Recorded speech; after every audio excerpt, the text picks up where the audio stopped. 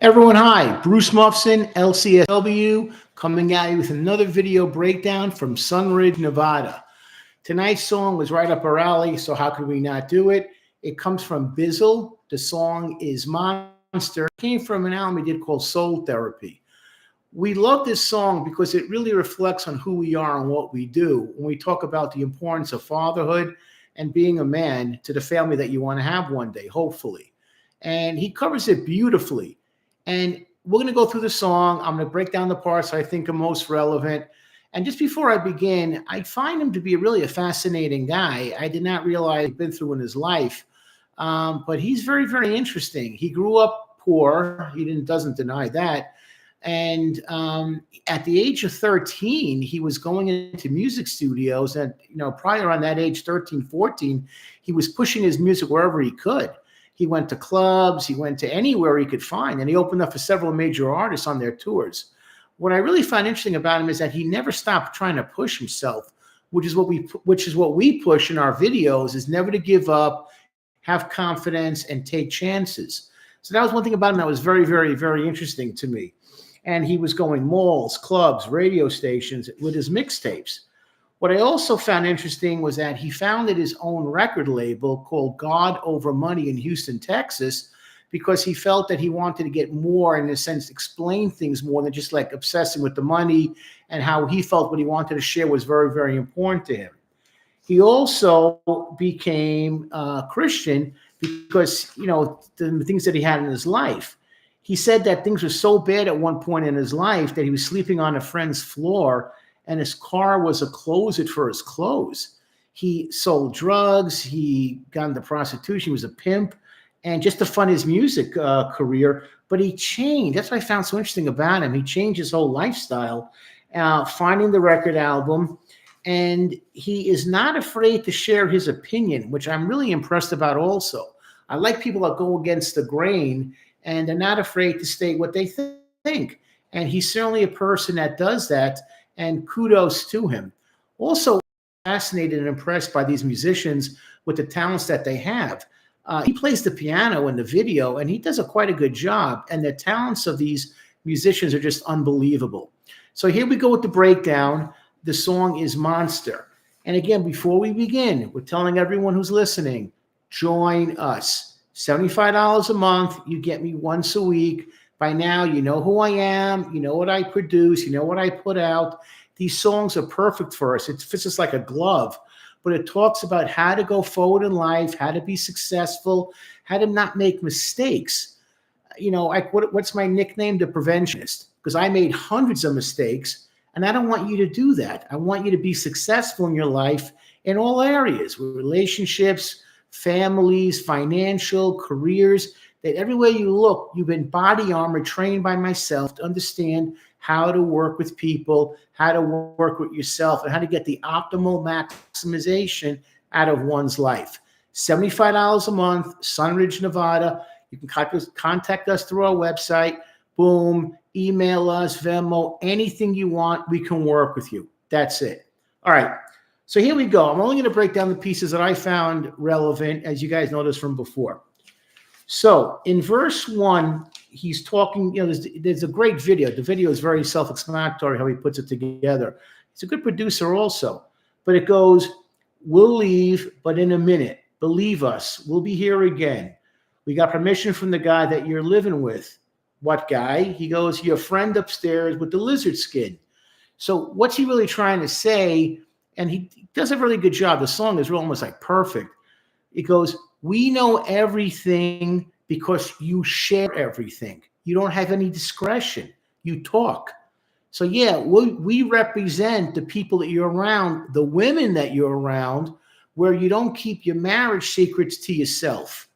Guys, telling you this right now, keep your mouth closed as much as possible what goes on between you and your wife. Don't share. You tell one person, they'll tell 1,000. Keep your thoughts to yourself. You'll have a much happier and much more successful marriage. I know you want to talk to people. You want to talk to me. That's why I want you to join us. There's your answer. Because if you talk to me, it's discretion. You're talking in a group. You're not being singled out. You're not sharing with people. Even if you think they're your best friends, and it may be, and you may have one or two that are like that, be careful who you talk to, particularly other women, because they talk. Guys talk too, but just be careful. And they're kind of telling them this. Now in verse 2, it goes, now there's the kids scene where they pointed at this drawing that they made. And this picture was a lady and some man with a face like a lizard, the lizard man.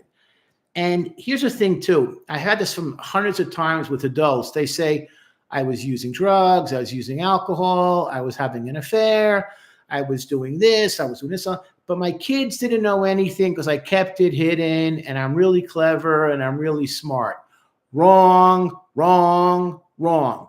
I don't care. At the age of 2, I had a situation 2 weeks ago with a 2-year-old said something to me that kind of knocked me off my feet with the insight that she showed me. And I was like, had to ask her dad several times, did she really say that? Did I hear that out of her mouth? And I'm like, he's like, yeah, she said it. And I'm like, she is that aware at 2 and change. How much more aware they are at 4, at 6, and 8? They're like little computers. They suck in everything. Everything you do, they are picking up of. And if it's out of the norm, they pick up on it. Don't kid yourself. So another life lesson tonight. Don't think your kids don't know. They know everything, okay? So if you think you're slick, you're not as slick as you think you are. And if a 2-year-old can figure you out, how about your wife who's 32 years old? She's going to figure stuff out as well. So be aware of that stuff. Okay, it was a voodoo doll of my wife with needles all over. What's he referring to? It's like, yeah, when you talk nonsense, when you talk smack, when you talk crap about your wife, you're metaphorically sticking a needle inside her. That's the voodoo doll. You're cursing her. You're putting the hex on her because you're saying things you shouldn't be saying. They looked at me and said, Dad, quit tripping. The monster inside y'all's room gave us permission. It's okay, Dad. It's okay. We're used to this already. So how do we internalize it? That you are disrespectful towards Mom. That's it. We got it. You don't seem to get it, but we got it loud and clear. All right, going forward to verse 3. He comes in, he sees the person in a hoodie. His wife's on the floor, and he goes, it got my wife's heart in it, and it's beating fast. She got tears running all down the cheek, but she keeps smiling, though. You wouldn't think she ain't even mad. Here's the reality. A true wife loves you. And what she wants more than anything is for you to love her back. What is the metaphoric meaning of a heart? There's an expression in Judaism, a son stabs his mother to death and rips out her heart.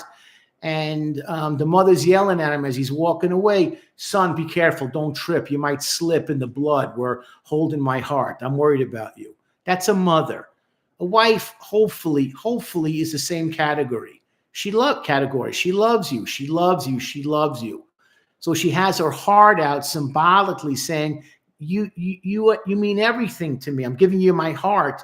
Please don't trample on it. This is my essence because I love you. Love her back. What she wants is show me that you care about me. You love me. He yelled something and it sounded like hypocrite. Yeah, that's the devil in him. That's the lizard man saying, hey, you're a hypocrite. You're a hypocrite. Okay, the monster. Then he looked up in his face. It was mine. Yeah, reality. You look in the mirror and you realize you're not so special after all. Got a lot of problems. You don't do things the right way. You're not a good husband. Then he goes like this. Now, this is verse 4, where I want to kind of put everything together so everyone understands where I'm coming from. All right, it goes, because now I finally realized what it was telling me. The 2 women in my kitchen, they were dissing because the way that I was living had given them that permission. And I want to flex the words and check for them, but my actions is why they were losing respect for him. Yeah, you need to zip your lip and keep your personal behavior to yourself. I had this woman say to me one time, many years ago, what goes on in my private life should be my private life with my husband. That's it. On an emotional level, on an intimate level. You keep it to yourself. You don't share. You don't boast. You don't talk about her. You keep your thoughts to yourself. Between you and your significant other, shut the freak up. Less is more. Keep quiet. And them kids I didn't recognize at first See, they were really my kids, just not with her. And the doll with all, I have no real connection to these kids, and they're the ones that will suffer in the end. What he's talking about is when you have multiple kids, one, or you don't know your kids. I don't know them. I don't know my kids. I'm never around. I'm with someone else. I'm with her kids. They think I'm their father. My kids aren't sure if I'm their father. Who am I? Yes. So the kids are like, I don't know you. I don't know who these kids are. Yeah, because you're never around. You have no connection with them.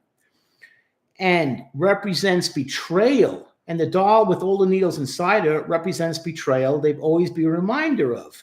You betrayed the relationship by your actions and behavior. See, I was running around trying to be the hero. No, you weren't. You're trying to be the hero in your own mind. You're not the hero. Just be a father. Be a husband. Everyone wants to be more than they are. You don't have to be an all-star. Just be consistent. Just show up. Just be involved in your kids' lives. That's what we talk about all the time. That's our theme. And then the monster with her heart in his hand was me, though. I guess you never let anybody hurt her, bro. Yeah, look in the mirror and realize you're wrong. As a husband, I've had to do that multiple times when I've made mistakes.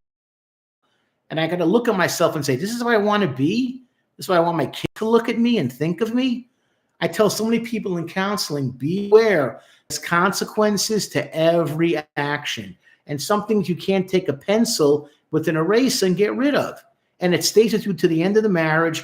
And the marriage is always going to be flawed and crooked and disjointed because of what you did over whatever reason you want to justify. You shouldn't have done it in the first place. That's it. So look in the mirror, because so many can't do that. And again, the line that people are really, impressed by, but don't forget you in the position to hurt her most. Here's the question I tell people all the time. Are you ready to be responsible as a father, as a husband? Kids are small. They grow up real fast. Those little kids one day will be 20, 25 years old. And if they don't get the lessons they need now, they're going to learn it 1,000 times harder from the streets. They need you to give them the role model and the foundational work to make them successful. What lessons will they learn? Or realistically not. I'm telling everyone right now, a great song. It's a great song. He's really a talented artist for many years. But I'm telling you right now, this is a wake-up call for everyone listening right now. Join our group. Join. You don't want to be like the character he portrays.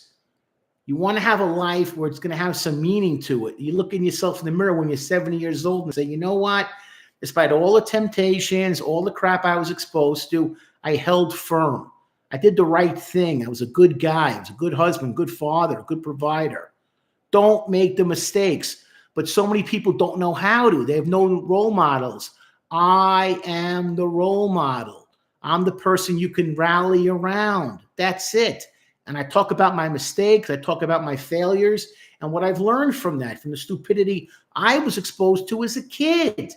You don't want to be the boogeyman, the monster, the lizard king, whatever they want to call it. Don't make those mistakes. Bruce Mufson, SUNRIDGE of Nevada. Join, join, join. Thank you.